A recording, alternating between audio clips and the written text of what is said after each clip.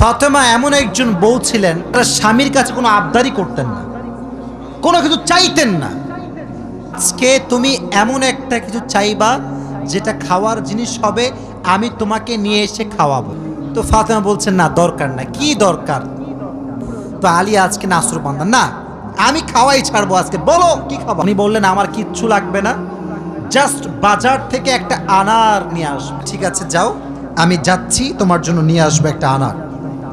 বাজার থেকে একটা আনার কিনেছেন, কিনে যখন বাসায় ব্যাক করবেন, হঠাৎ করে একজন গরিব মানুষ আসছে, সে বলছে আলী আজ 3 দিন যাবত আমার পেটে কোনো খানা নাই, আমি বড় হত দরিদ্র মানুষ, খুবই ক্ষুধার্ত মানুষ, তুমি কি আমাকে কিছু খাওয়াতে পারবা? আলী রাদিয়াল্লাহু তাআলা আনহু এতটা দান করার মেন্টালিটি ছিল, এতটা ভালো মানুষ ছিলেন, বইয়ের কথা ভুলে গিয়েছেন, ওই আনারটাও আল্লাহর রাস্তায় দান করে দিয়েছেন।